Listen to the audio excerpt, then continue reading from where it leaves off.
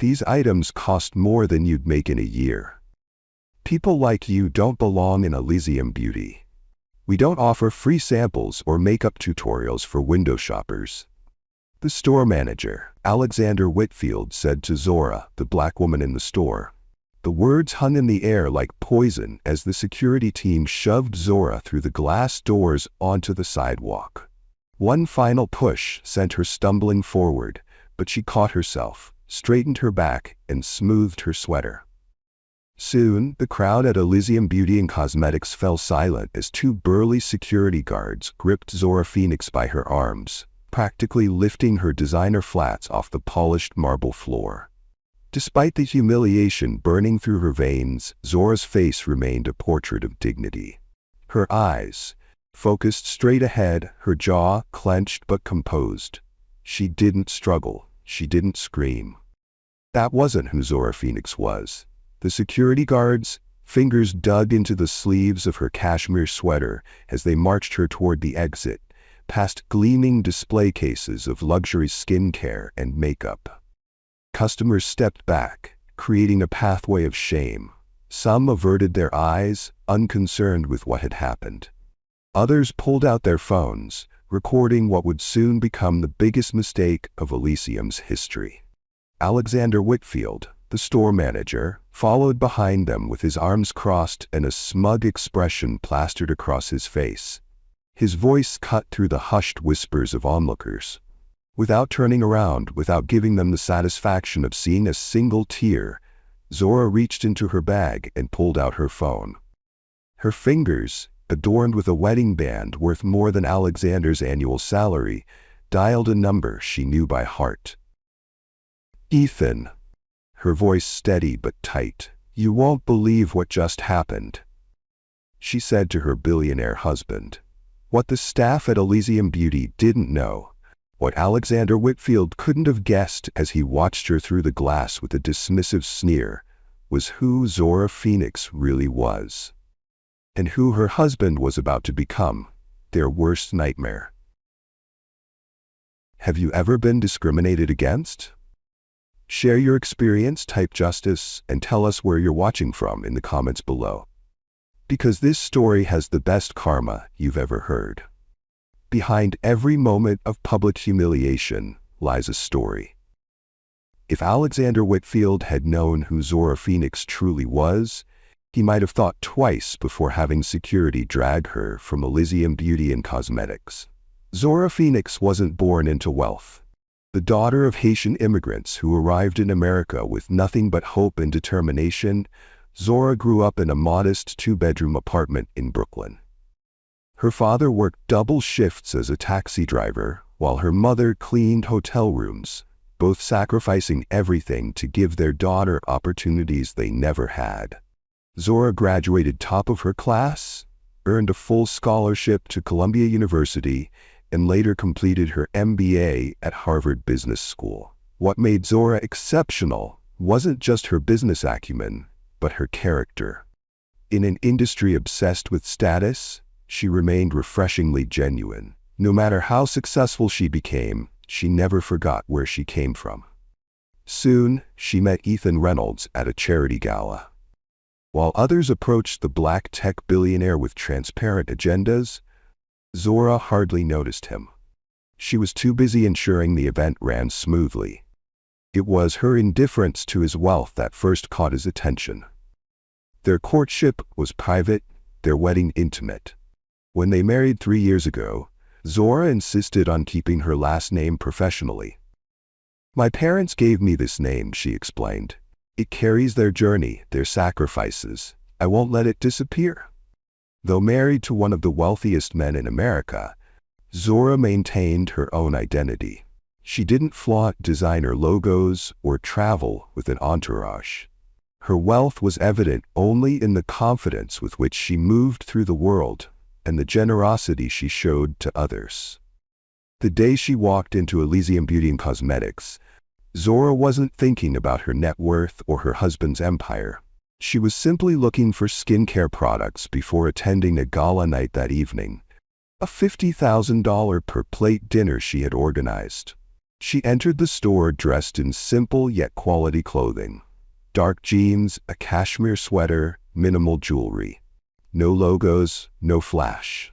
Just a woman with the quiet assurance of someone who has nothing to prove.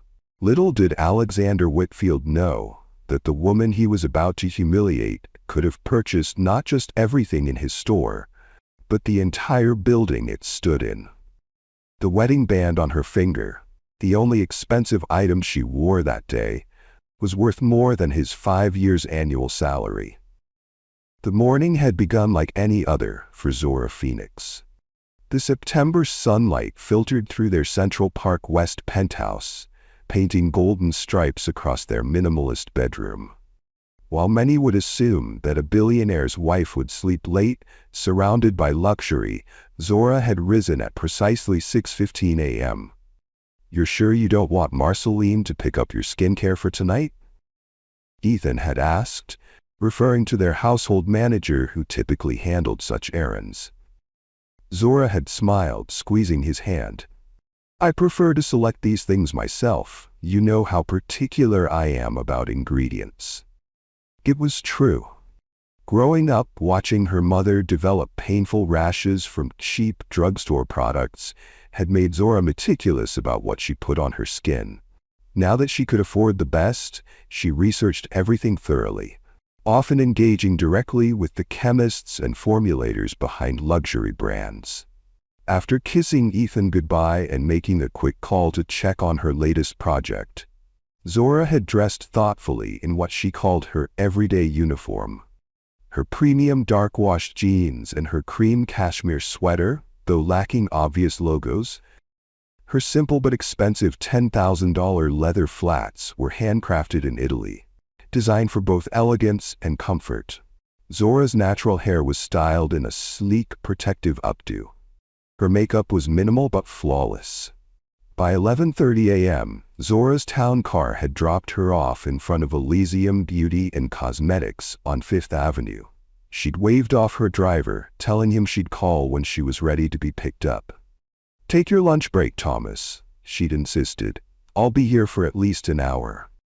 The storefront of Elysium Beauty was an architectural marvel of glass and brushed gold, designed by a renowned Japanese minimalist. A doorman in a tailored black suit opened the door rudely for Zora, his eyes not meeting hers, the first subtle indication of what was to come. The interior was a temple to luxury. Italian marble floors, crystal chandeliers, and glass display cases that made every product appear as precious as museum artifacts. Sales associates in crisp black uniforms floated between displays, offering personalized assistance to customers. Each carried an iPad in a custom leather case, ready to access client profiles, previous purchases, and skin analysis data. The store hummed with the quiet murmur of exclusive commerce, a world where price tags were rarely displayed and the question, "how much?" was considered slightly vulgar. Zora stood just inside the entrance, taking in the scene with appreciation for the aesthetic, but without the wide-eyed wonder that might mark a first-time visitor. She'd been to Elysium several times before, though usually at their Miami location. The New York flagship was larger. For several minutes, Zora waited to be acknowledged. 3 white women entered after her. The first, a slender blonde in her 50s wearing a Chanel tweed jacket and carrying a crocodile Birkin bag, was immediately greeted by name. "Mrs. Vanderholt. Wonderful to see you again. Your limited edition order has arrived. Shall we open some champagne while you browse?" The second woman, younger, with a tennis-toned body and carefully maintained auburn hair, was whisked away to the VIP consultation area, a secluded place with velvet seating and personalized lighting designed to showcase how products would look in various settings. The third, a 20-something with platinum blonde hair and a fur coat, despite the mild September weather, barely made it through the door before a sales associate practically sprinted across the floor to assist her.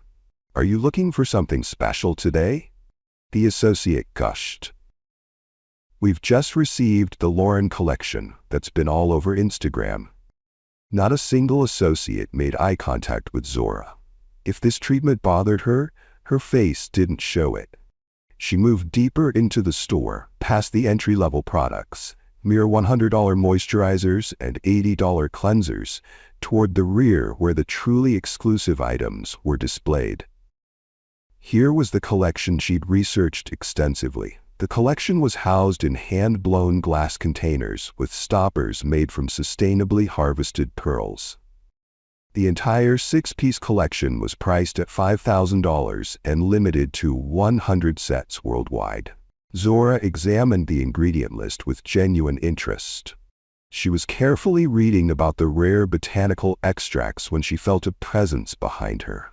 Not the helpful hovering of an eager sales associate, but something colder, more intrusive.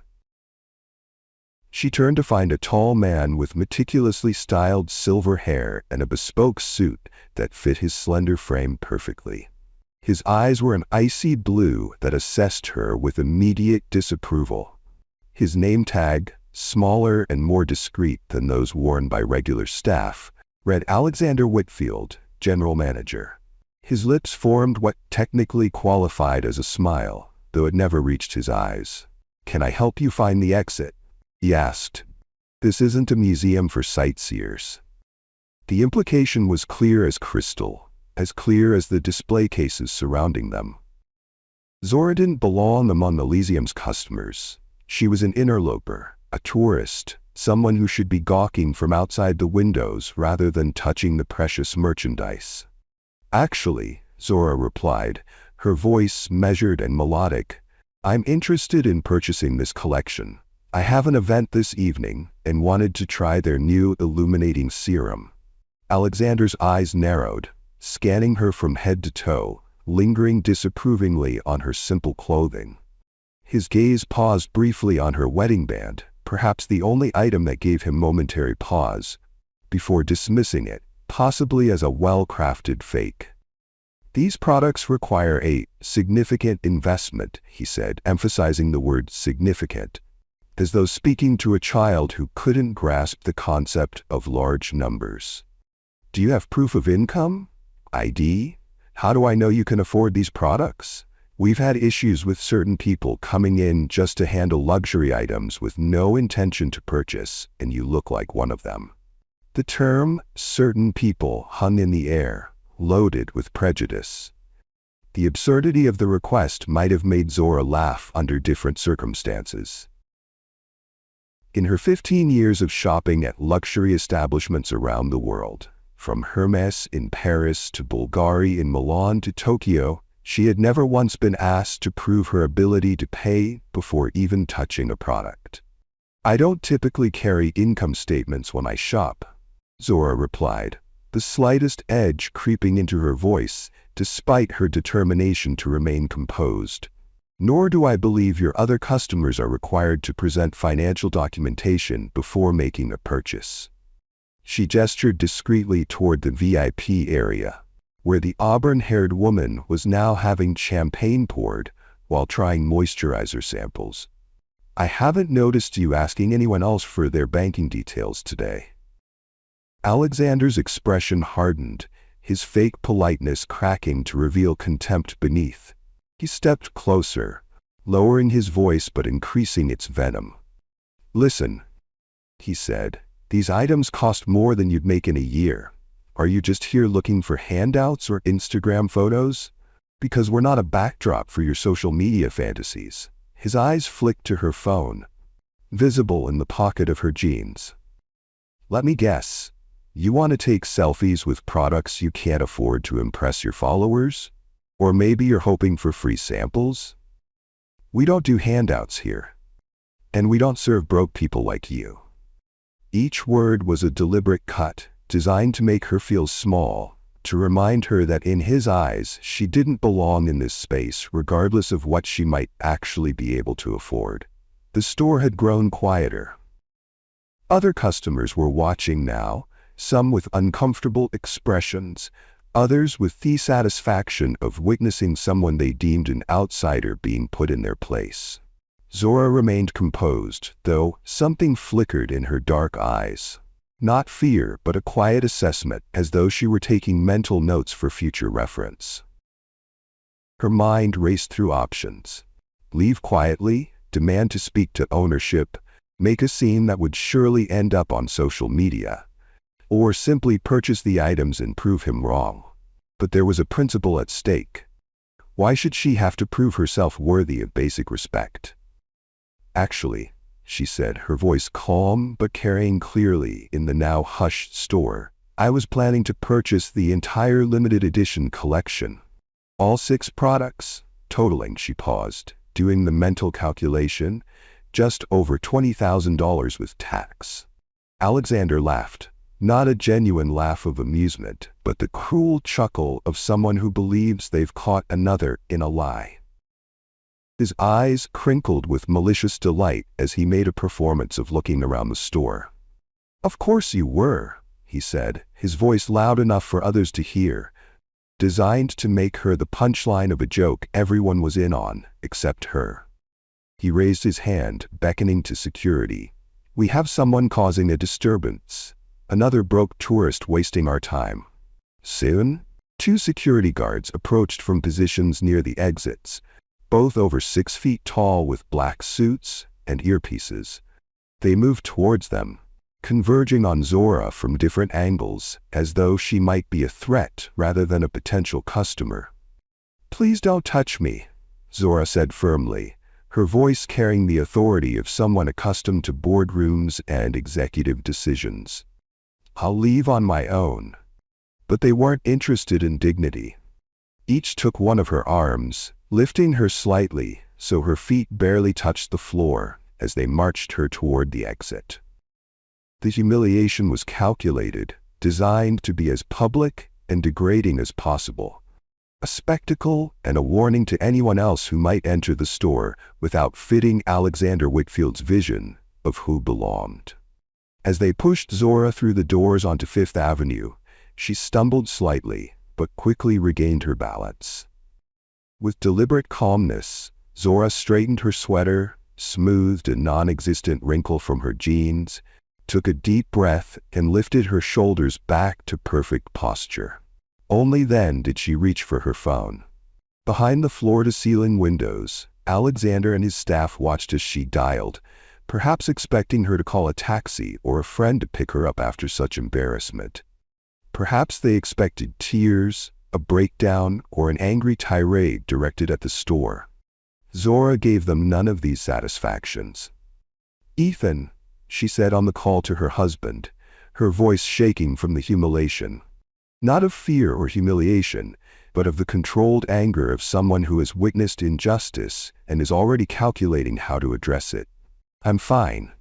Just shaken. No, don't do anything rash.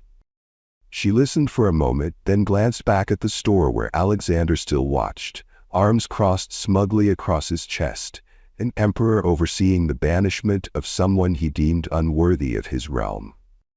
I know you want to help, Zora continued into the phone, turning to pace slowly in front of the store. But I need to handle this my way. She listened again, nodding slightly. Yes, darling, Elysium Beauty on Fifth Avenue, the flagship store. The manager's name is Alexander Whitfield. We'll discuss it when I get home. I'm going to walk for a bit, clear my head. I'll have Thomas pick me up at the cafe on 57th. A softer tone entered her voice. What Alexander Whitfield couldn't hear, what he couldn't possibly know as he smirked at the woman he'd just humiliated, was that on the other end of that call was Ethan Reynolds, a man whose net worth exceeded the GDP of several small nations, a man whose love for his wife was matched only by his intolerance for injustice. As Zora walked away from Elysium Beauty and Cosmetics, her steps measured and her head held high, Alexander Whitfield returned to his office, congratulating himself on maintaining the exclusivity of his domain. He had no way of knowing that he had just set in motion a chain of events that would teach him exactly what it costs to judge a book by its cover. Don't forget to hit the subscribe button now and share with others to enjoy more of these stories.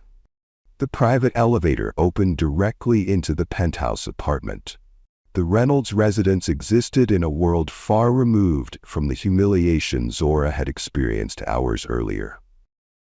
Floor-to-ceiling windows captured the city skyline, while minimalist furnishings in warm neutrals created a home that was luxurious without being ostentatious.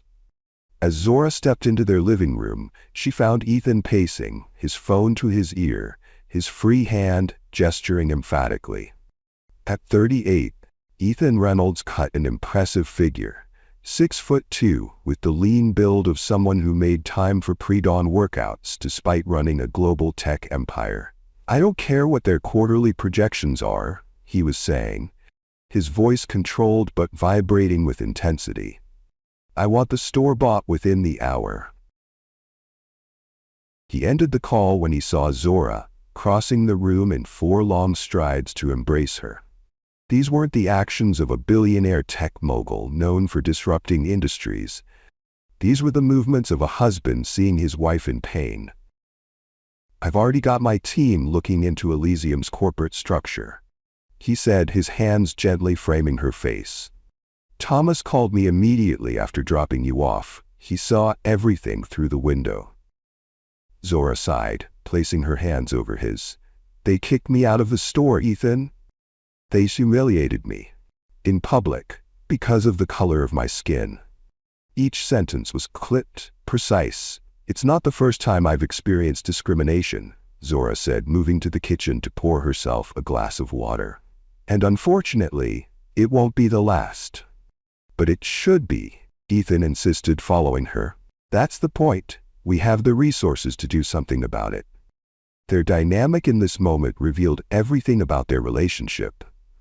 There was no power imbalance, no billionaire husband dictating to his wife. They moved through their shared space as equals, each respecting the other's perspective while holding their own ground. "I will make that manager pay for his prejudice," Ethan said. "This is about accountability.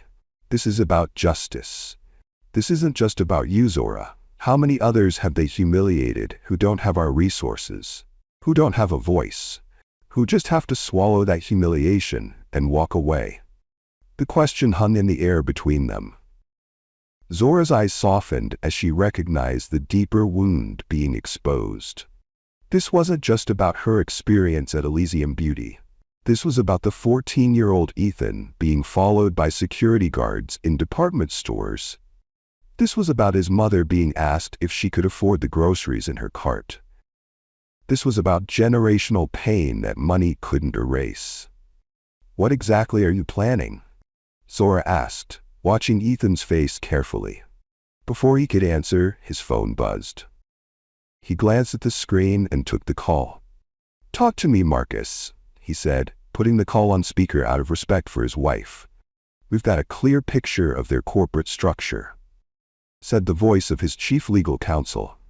"Elysium Beauty is owned by Pinnacle Luxury Group. They're publicly traded but tightly controlled. There's a vulnerability, though. Their stock took a hit last quarter.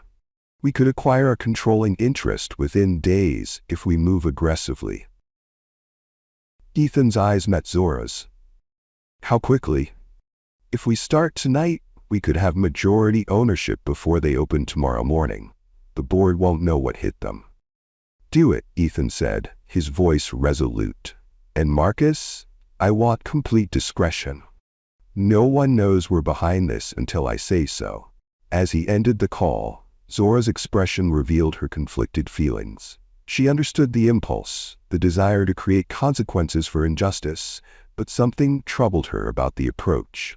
Buying a company just to punish one manager seems excessive, she said carefully. Ethan took her hands in his. "This isn't about punishment, Zora. This is about transformation. That store, that entire chain exists in a bubble of exclusion and elitism. They've built their brand on making people feel unworthy. They need to pay." Zora considered his words, her analytical mind already processing possibilities. "You're not talking about destroying the brand? You're taking over and will make it better?" "Exactly," Ethan said, his passion evident. "We will fire all those who discriminated against you while employing someone better in its place." Soon, Alexander Whitfield would learn that the woman he had dismissed so casually was now, effectively, his boss. And that was just the beginning. Do you think buying out the store and taking ownership was the best decision? If you were in their shoes, what would you have done? Tell us in the comments and click the subscribe button now, the next day in the store. The usual parade of wealth and privilege. Tourists with shopping bags, executives hurrying to meetings, the everyday theater of Manhattan's most prestigious shopping district. But today, something different was about to unfold. Something that would soon become the stuff of retail legend, whispered about in break rooms and executive suites throughout the luxury industry for years to come. At precisely 9:58 a.m., 2 minutes before Elysium Beauty and Cosmetics was scheduled to open, traffic on the busy avenue seemed to pause. Heads turned as a gleaming Rolls-Royce Phantom pulled up to the curb. Not just any Phantom. This was the extended model in anthracite with mandarin leather interior, a vehicle so exclusive that a year's waiting list was considered expedited delivery.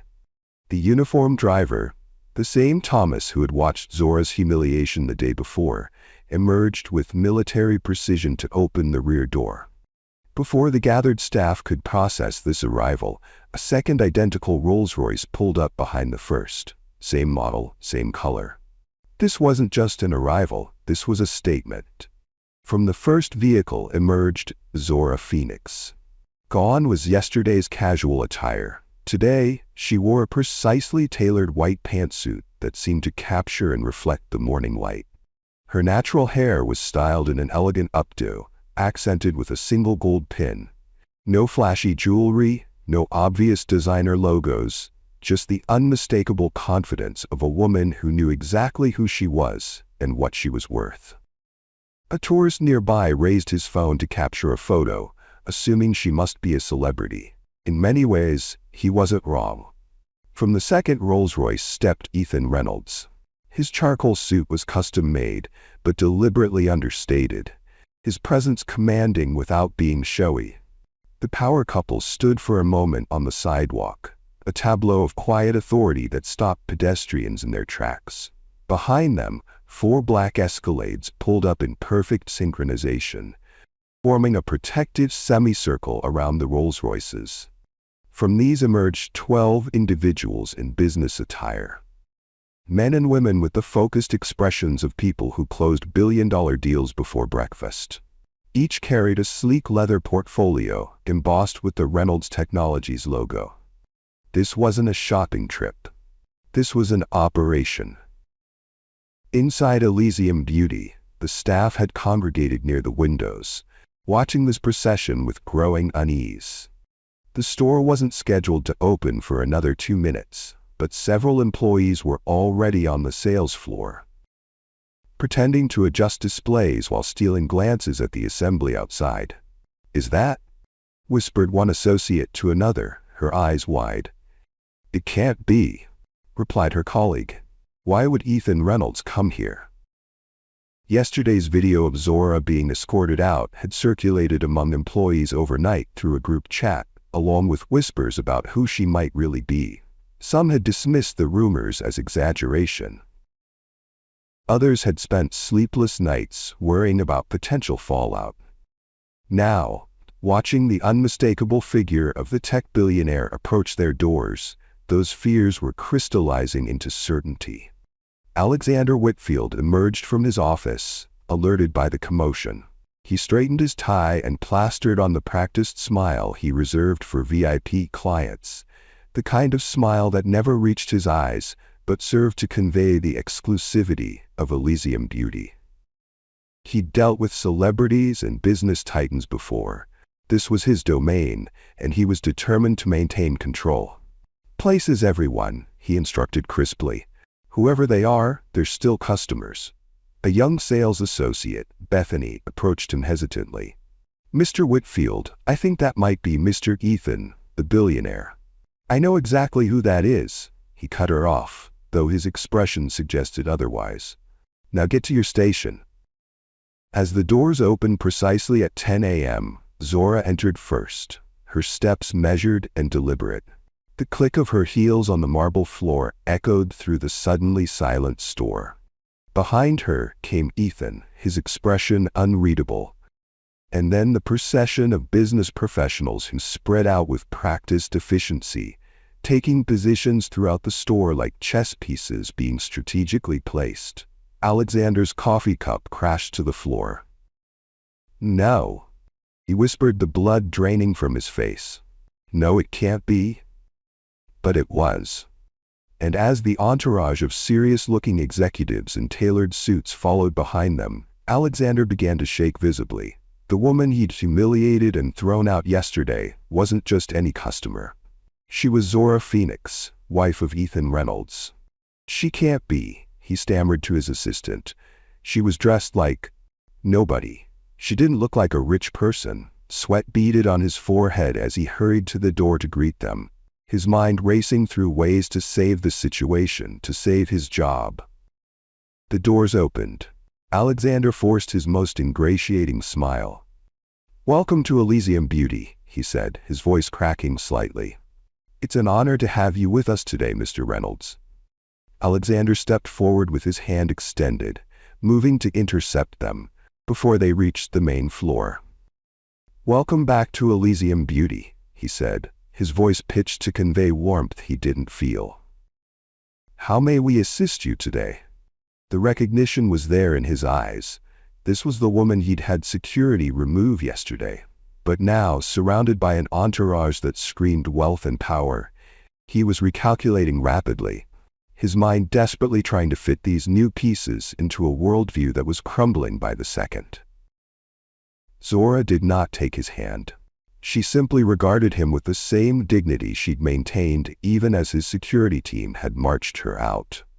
Her gaze was neither angry nor triumphant, just calmly appraising, like someone evaluating a property they were considering purchasing.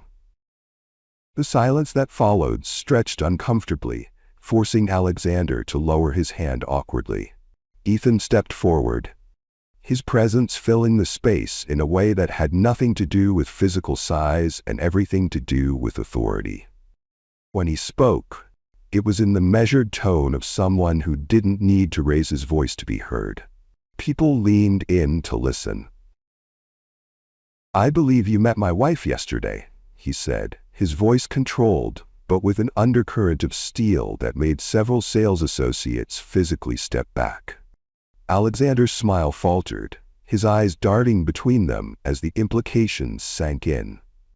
The floor beneath him seemed to shift, as though the literal and figurative foundations of his world were suddenly unreliable.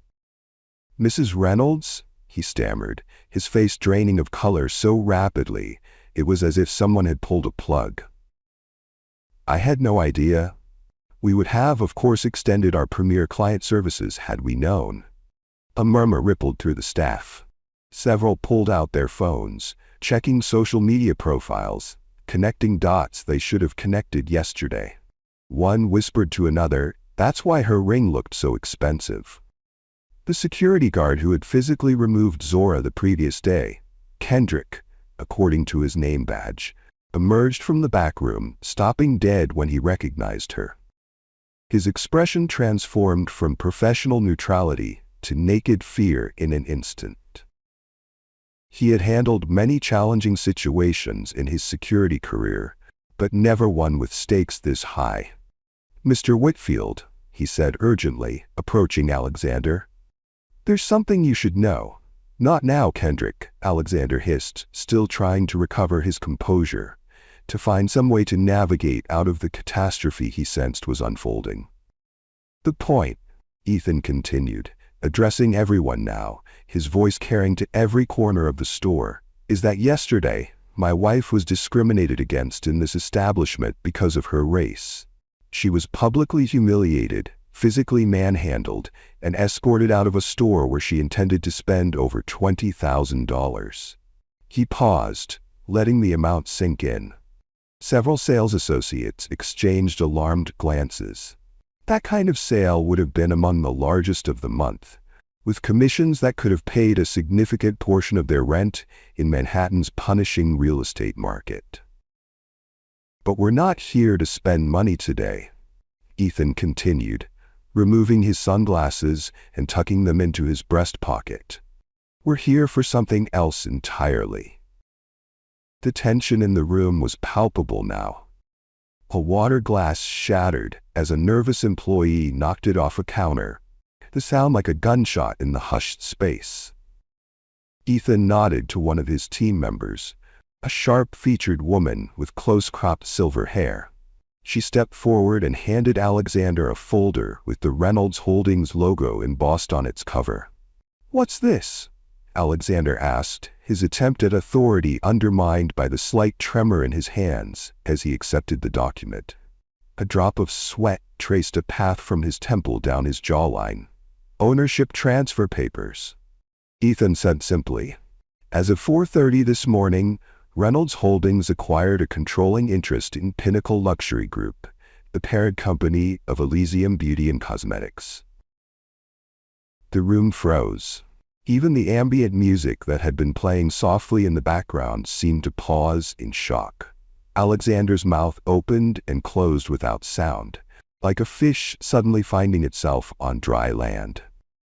He flipped through the documents with trembling fingers, scanning legal language that confirmed his worst fears. This wasn't a prank or an empty threat. This was a corporate takeover executed with military precision. That's impossible," he finally managed, his voice barely above a whisper before strengthening with desperation. "Elysium has 50 stores worldwide. The brand is valued at over $1 billion. The board would never." "The board wasn't given a choice," interrupted the silver-haired woman. "We acquired 63% of outstanding shares through a series of transactions executed overnight. The board was notified 30 minutes ago." Ethan's smile contained no warmth. "I could have bought 500 stores, Mr. Whitfield. Your entire company represents less than 2% of my net worth." The implications of this statement rippled through the room. The staff were no longer looking at a customer they might impress or dismiss. They were looking at their new owner, an owner who had witnessed their behavior firsthand. An employee near the back began quietly crying, while a third edged toward the exit before being intercepted by one of Ethan's team members. No one was leaving. Not yet. "Now," Ethan said, checking his watch, "not an ostentatious timepiece, but a simple, elegant design that likely cost more than most of the staff earned in a year. I believe the store opens to the public in exactly 1 minute. Before that happens, I need everyone to gather around. We're having an emergency meeting." As if choreographed, Ethan's team spread throughout the store, gently but firmly directing all employees toward the center of the main floor. There was no resistance. The shock was too complete, the display of power too overwhelming. Sales associates, stock personnel, security, everyone formed a nervous semicircle around Ethan and Zora. Alexander stood frozen in place, the folder clutched in his hands, his carefully constructed world collapsing around him. Yesterday, he had exercised what he believed was his authority to remove an unwelcome presence from his exclusive domain. Today, he was discovering that the woman he had dismissed so casually now effectively owned everything around him, including his career. Zora's expression remained neutral, but those who looked closely might have noticed the slight lift at the corner of her mouth. Not quite a smile of triumph, but the quiet satisfaction of justice about to be served. As the staff gathered in their nervous semicircle, the atmosphere in Elysium Beauty and Cosmetics had transformed completely. The temple of exclusivity was about to be remade, and not a single luxury item would be sold today. Instead, something far more valuable was about to be exchanged. A lesson in humility, consequences, and the true meaning of power. Ethan placed his hand gently on the small of Zora's back, not possessively but supportively, a gesture that spoke volumes about their relationship. This wasn't a husband acting alone. This was a partnership, a united front, facing injustice together. "Let me be clear about something," Ethan said, his voice carrying throughout the now silent store. "What's about to happen isn't just about yesterday's incident. It's about a pattern of behavior that ends today." Alexander's face had gone from pale to gray. The realization that not only was he in trouble for how he'd treated the wife of a billionaire, but that billionaire now owned the company, caused him to sway on his feet. "You're fired, effective immediately," Ethan stated, the words landing like a death sentence. "Security will escort you to collect your personal belongings." "No, please," Alexander begged, all pretense of dignity gone. "This store is my life. I've been here 12 years. Zora, who had remained silent until now, finally spoke. 12 years of judging people by their appearance rather than their character. 12 years of deciding who belongs and who doesn't based on your prejudices. Alexander looked frantically around the room, seeking allies, finding none. The same staff who had followed his example yesterday now avoided his gaze, already calculating their own survival in this new reality. The front doors were locked by one of Ethan's team members. The blinds lowered electronically, casting the store in a more subdued light. Outside, confused customers began to gather, peering through the gaps in the blinds at the unusual scene unfolding inside. Alexander Whitfield, who had built his career on making others feel small, suddenly understood what it felt like to lose all power in an instant. He had judged Zora by her appearance and found her wanting. Now he would be judged by his actions, and the verdict was already written on the faces of everyone around him. The reckoning had arrived. The gleaming main floor of Elysium Beauty had been transformed in minutes. Display cases were pushed aside, making room for rows of chairs where confused employees now sat. At the front, Ethan's team had set up a large projection screen and a podium. This wasn't just a meeting. It was a tribunal. Alexander sat in the front row, his earlier confidence shattered, his face ashen. Though no longer store manager, he'd been instructed to remain for what was to come. Occasionally, he glanced at the exit, but two security personnel, Ethan's security, not his, stood watch. There would be no escape from what was about to unfold. Ethan stepped to the podium, his expression grave. No longer the enraged husband, he now embodied the calculated precision of a CEO who had built an empire by seeing problems others missed and fixing them decisively. "For those who don't know me, I'm Ethan Reynolds. As of this morning, I am the majority shareholder of Pinnacle Luxury Group, which makes me your new boss. But before we discuss the future, we need to address the past." He nodded to a member of his team, who dimmed the lights and started a presentation. On screen appeared a series of graphs and charts, customer demographic data from Elysium's 50 locations worldwide. "My team spent the night analyzing your customer data. What we found was disturbing. Despite operating in diverse cities around the world, Elysium's customer base is 92% white. But that's not the result of natural market forces." The screen changed to show security footage, carefully selected clips from stores across the country. In each, the pattern was identical. White customers greeted warmly, customers of color ignored or followed suspiciously. "This isn't coincidence," Ethan continued. "It's a policy, unwritten but systematically enforced through hiring, training, and leadership examples." Then came the footage from yesterday. The entire store watched as Zora entered Elysium, was deliberately ignored, and then approached by Alexander. Every dismissive comment, every contemptuous look, played out in high definition. When it reached the moment security physically removed her, audible gasps filled the room. Throughout the screening, Zora stood beside Ethan, her posture perfect, her expression dignified. She wasn't hiding from the humiliation, she was reclaiming the narrative. When the lights came up, Alexander was shaking, his forehead beaded with sweat. "It was a misunderstanding," he stammered, rising to his feet. "We get so many people who just come in to take pictures and never buy anything. We have to protect our brand exclusivity." Brand exclusivity, Ethan repeated, his voice cold.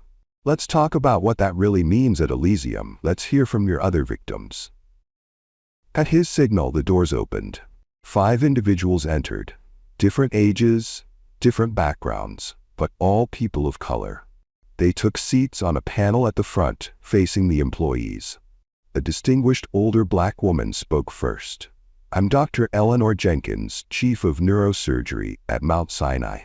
3 months ago, I came to purchase gifts for my surgical team. I was told items were probably out of my price range and that there was a more affordable shop down the street. Next, a young South Asian man in a tailored suit. Raj Patel, hedge fund manager. I was followed by security during my entire visit last month, despite spending over $30,000 on gifts for clients. A Latina woman, elegant in her 50s. Maria Gonzalez, State Supreme Court judge. I was asked if I was looking for the employee entrance. With each testimony, the employees' expressions changed from shock to shame. This wasn't an isolated incident. This was systemic. But Ethan wasn't finished. 3 more people entered. Former Elysium employees who had left or been fired after raising concerns about discriminatory practices. I was told to prioritize customers who look like they can afford our products, said one former sales associate. The training never explicitly mentioned race, but the examples made it clear who was considered priority. Another testified, I received lower commissions because I was assigned to help customers. My manager didn't think would make large purchases, almost always people of color. As the testimonials continued, Alexander seemed to physically shrink in his chair. When it was his turn to respond, his arrogance had dissolved completely. Please, he begged, voice cracking. I have a family to support, a mortgage, children in private school. Ethan's response was measured but relentless. So did many qualified applicants you rejected based on their skin color. People with degrees, experience, and talent who never got past the interview because they didn't fit your brand image. Your family won't suffer. Unlike the families of those you've discriminated against, they'll simply have to adjust to a lifestyle built on years of systematic exclusion coming to an end. He turned to address the entire staff, his voice carrying to every corner of the silent room. Effective immediately, Elysium Beauty is closed worldwide for restructuring. All 50 locations will shut down as of noon today. Panic rippled through the room. A senior sales associate, Veronica, according to her name tag, rushed forward. You can't do this, she cried. I've been with Elysium for 7 years. I have sales goals, clients who rely on me. Did Mrs. Harrington rely on you yesterday? Ethan asked quietly. When you rushed to serve her while ignoring my wife, your employment record shows a clear pattern of selective service. Veronica turned to Zora, desperation in her eyes. Please. I didn't know who you were. And that was the moment Zora finally spoke, her voice carrying a quiet authority that silenced the room more effectively than any shout could have. That's precisely the problem, she said, stepping forward. You shouldn't need to know who I am to treat me with basic dignity. You judged me by my appearance, not my character. That's a mistake you only get to make once. She surveyed the room, making eye contact with each employee. Some of you will have the opportunity to reapply after our restructuring. Those who treated all customers with respect, regardless of their perceived status, may find a place in the new organization. The rest of you will receive 2 weeks severance. Consider it time to reflect on how you want to show up in the world going forward. As security began escorting shell-shocked employees out, Ethan's team distributed envelopes containing termination papers and severance information. The precision of the operation made it clear this wasn't an impulsive reaction. This had been meticulously planned overnight. Alexander remained frozen in his seat, the last vestige of his power and privilege stripped away in less than an hour. The store that had been his kingdom now felt like a prison, with each luxury item a testament to the exclusive world he had helped build. and would now be excluded from. This isn't just about one bad day or one bad manager, Ethan said as the room emptied. This is about dismantling a culture built on exclusion and rebuilding something better in its place. As the last employees filed out, Zora stood in the center of the empty store, surrounded by products designed to enhance beauty, while the company's practices had been profoundly ugly. The transformation had begun, and in the luxury retail world, nothing would ever be quite the same. 6 months can change everything. The same Fifth Avenue storefront that had been Elysium Beauty was transformed, inside and out. Gone were the intimidating glass barriers and exclusive atmosphere. In their place stood a welcoming facade with a new name emblazoned in elegant gold lettering. Legacy. The store had been rebranded. The grand reopening drew crowds that stretched for blocks. Fashion magazines, business publications, and social media influencers jostled for position as the doors prepared to open. This wasn't just another luxury store launch. This was a revolution in the making. Standing at the center of it all was Zora Phoenix. No longer the customer who had been humiliated and removed, but the newly appointed creative director of the entire Legacy brand. Her vision had reshaped not just one store, but all 50 locations worldwide. We're creating something that has never existed before, Zora explained to the assembled press. Luxury without exclusion. Exceptional quality available to anyone who values it, regardless of how they look or what assumptions others might make about them. The ribbon cutting revealed an interior that maintained the beauty of fine craftsmanship while eliminating the intimidation factor. Display cases were accessible rather than fortress-like. Price tags were clearly visible, still eye-watering amounts for luxury items, but no longer hidden as if discussing cost was vulgar. And most strikingly, the staff reflected the diversity of the city itself. The team behind the counters and on the sales floor included people of all backgrounds, ages, and body types, a stark contrast to the homogeneous staff of the former Elysium. Each wore a name tag that included not just their name, but the languages they spoke, creating immediate connection points for international customers. Meanwhile, across town in a discount cosmetics chain, a very different scene was unfolding. Alexander Whitfield, once the imperious manager of Elysium's flagship store, now wore the red vest of Value Beauty.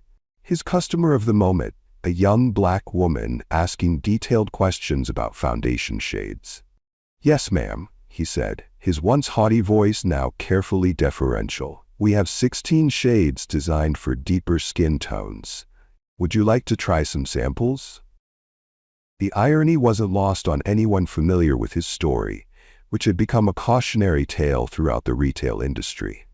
From gatekeeper of luxury to service provider for the masses, a transition made necessary by the fact that no high-end retailer would touch his resume after what had happened at Elysium. Back at Legacy, the transformation went far deeper than aesthetics. In the training room behind the main floor, new employees participated in a comprehensive program on unconscious bias, led by Zora herself. Luxury has traditionally been defined by exclusion, she explained to the attentive group. The value was created by keeping people out. We're flipping that model. Our luxury is defined by inclusion, by creating exceptional experiences for every client who walks through those doors.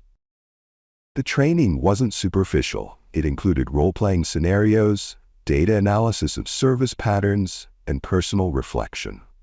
Every employee, from stock clerks to senior management, went through the same process. "We don't expect perfection," Zora told them. "We expect awareness and growth." In his office overlooking the store floor, Ethan Reynolds sat for a rare interview about the brand's transformation. "Legacy isn't just a name," he explained, gesturing to the activity below. "It's about what we leave behind. Every business makes an imprint on society. For too long, luxury retail has reinforced harmful hierarchies and exclusion. We're demonstrating that there's another way, one that's not just more ethical, but more profitable. The financial reports backed his claim. In just 6 months, Legacy had exceeded the former Elysium's sales figures by 34%. The customer base had diversified dramatically while still maintaining the high-end shoppers who had previously frequented the store. With the Reynolds backing, Legacy had become the first Black-owned global luxury retail chain in history, a fact that made headlines in the business world and sent shockwaves through an industry that had operated on unchanged principles for decades. Perhaps most significant was the launch of the Legacy New Designers Initiative. In a dedicated studio space above the flagship store, Zora personally mentored 10 designers from underprivileged backgrounds each year, providing resources, business training, and eventually a platform to sell their creations. Talent exists everywhere, she explained. Opportunity doesn't. We're bridging that gap. Among the first cohort was Bethany, the former Elysium employee who had tried to intervene when Zora was being removed. Her small collection of handcrafted skincare products based on her Jamaican grandmother's recipes now occupied a special display near the entrance. On a quiet Tuesday afternoon, a young woman entered Legacy. Her clothes were simple but neat, her manner hesitant as she looked around at the luxury surroundings. In the old days, she might have been ignored or followed suspiciously. Instead, she was greeted warmly by staff who made no assumptions about her ability to purchase. As she lingered by a display of skincare products, visibly calculating whether she could afford them, Zora approached, not as the creative director, but as someone who recognized a younger version of herself. "That serum changed my life," she said, pointing to the product the young woman was considering. "I'd be happy to give you a sample to try before you decide." The conversation that followed wasn't about making the sale. It was about connection, about seeing someone fully. Before the young woman left, Zora handed her a brochure for the New Designers Initiative. "You mentioned you're studying chemistry," she said. "We're looking for formulators with fresh perspectives. Think about applying." As the store prepared to close that evening, Zora gathered the staff for their daily reflection, a practice she had instituted from day one. "True luxury isn't what you own," she told them, her words becoming the unofficial mantra of the brand. "It's creating space for everyone to shine." Today, how did you help someone shine? The legacy of that one moment of discrimination had become something no one could have predicted. A complete reimagining of what luxury could be in the modern world. The statistics told the story that traditional retail had claimed was impossible. Legacy's workforce was now 73% people of color, with 68% of management positions held by women and minorities. Employee satisfaction scores were 92% positive. Customer demographics had expanded to reflect the actual population of the cities where stores operated. Most telling of all, revenues were up across all metrics, proving that inclusion wasn't just right. It was smart business.